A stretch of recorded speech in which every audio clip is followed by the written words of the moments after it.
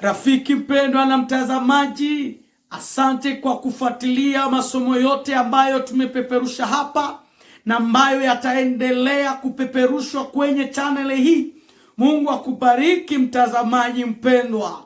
Safari tulianza kwa pamoja na sasa tumemaliza pamoja na Mungu. Jina la Mungu wetu libarikiwe milele zote. Kumbuka safari hii tumeanza safari ya kuelewa kitabu cha Ayubu, na kitabu cha Ayubu kimetupa mafundisho ya pekee sana. Na leo tuna somo linalokuwa na kichwa kinachosema Mungu hubadilisha majivu kuwa baraka, mwisho wa Ayubu. Wapendwa, Mungu hubadilisha mwisho wa Ayubu kuwa mwisho wa baraka. Tutaomba. Asante Mungu kwani unatupenda. Mbariki yule mtazamaji. Acha mwisho huu wa Ayubu uwe mwisho wa kila mmoja wetu kwa jina la Yesu. Amen. Wapendwa, katika miisho ya safari ya watumishi wa Mungu, ninapotazama safari ya Ayubu na gundua kumbe ukiendelea kumtegemea Mungu katika hatua zote, katika vipindi vyote, kipindi cha baridi, kipindi cha joto ya majaribu, kipindi cha maumivu makali, mwisho wa safari yako ni ya utukufu.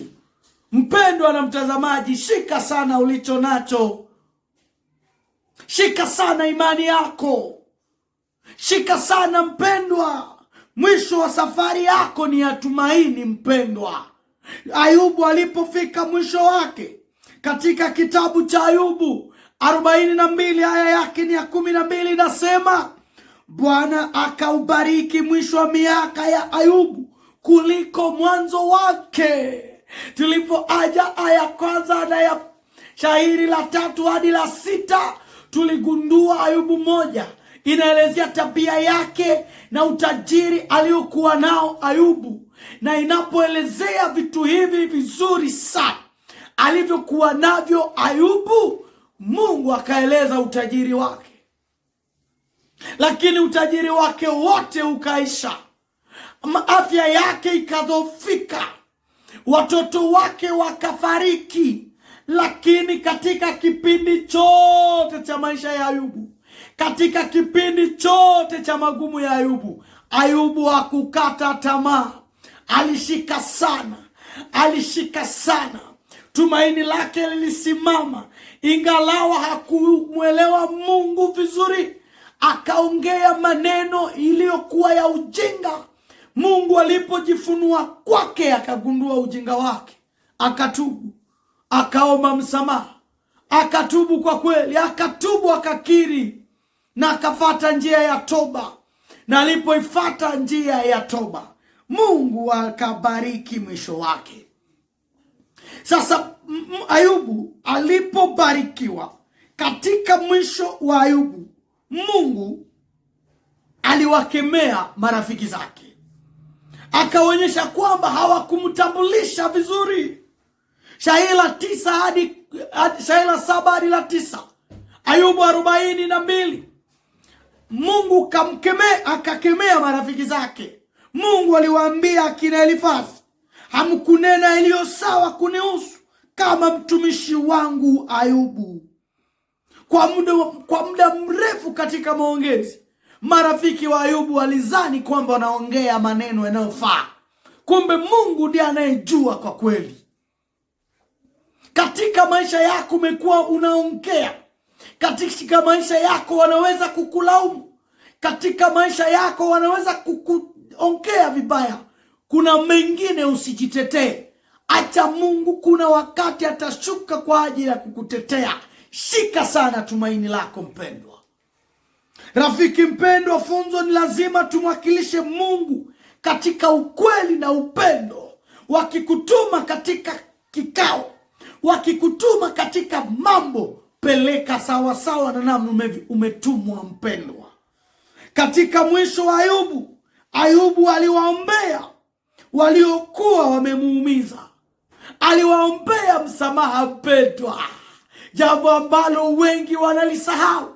Wakati ambapo wamefika kilele cha mibaraka, wengi wasiomjua Mungu wanaamua kuwakanyanga waliowaacha chini, wanaamua kuwakanyanga waliowatesa.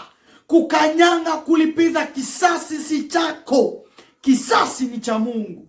Acha Mungu alipize kisasi, isikuwe wewe utakayelipiza kisasi. Mpendwa, ni kwamba Mungu alibadilisha majaribu ama majivu ya Ayubu yakabadilika kuwa mibaraka. Aya ya 10 hadi 17. Ayubu, baada ya maombi ya Ayubu, Mungu akarudisha afya yake, Mungu akarudisha mali zake na akamrudishia mali mara pili kuliko mwanzo. Mungu akamrudishia familia yake, akazaa watoto warembo kuliko aliokuwa nao. Mungu akasaidia maisha yake na akamuongezea maisha marefu, akaona vizazi vyake. Mpendwa, inawezekana wewe maisha yako hayatafanana ya Ayubu, inawezekana mwisho wako hautafanana ya Ayubu, lakini nakusihi mwisho wako uwe mwisho tu wa kama wa Ayubu, katika safari tunayoingojea ya kumlaki Bwana mawinguni. Inawezekana wewe unakataa kuona watoto wako ambao wameshafariki. Inawezekana unakataa kuona kizazi kingine, kwani watoto wako wamefariki. Lakini kuwa na mpango wa kuona watoto wako wakati Yesu anapoleta ufalme wake. Yaani safari ya kitabu cha Ayubu, tunaanja pahali pa mtu anayekuwa na haki. Amepigwa vita, amepigwa vita vya mali, anapigwa vita vya kiroho, anapigwa vita, mali yake inapotea, mwili wake vita vya kiafya, anapiga vita vya unyumba, ndoa yake inaenda ovyo ovyo kupitia mke wake. Lakini mwisho wa safari, afya ambayo imedhoofika, Ayubu aligangana, alishika sana ile aliyokuwa amepokea, tumaini kwa Bwana, na mwisho wa safari yake Mungu alimupa utukufu, akabariki mwisho wake. Na wewe mwisho wako utakuwaje mpendwa? Mwisho wako na mwisho wangu inabidi tumuone Kristo anapokuja mawinguni. Mpendwa, safari yote duniani inabidi mahali ambako ishie ni kwenye kiti cha enzi. Je, utamuona Bwana kweli? Iwe mpango wako. Ayubu mambo yake yalibadilishwa. Wewe nami inabidi mwisho wetu we mzuri kuliko mwanzo. Tafadhali tumika kumwisho wako. Haujui siku ya mwisho wako, haujui vazi lako la mwisho duniani. Lakini hata tukifa duniani inabidi tuwe na msemo ule ambao aliusema Ayubu: najua mwili wangu kisha kuharibika nitamwona Bwana kwa macho yangu, ambaye ni mtetezi, ni mkombozi wangu. Iwe mpango wako rafiki mpendwa.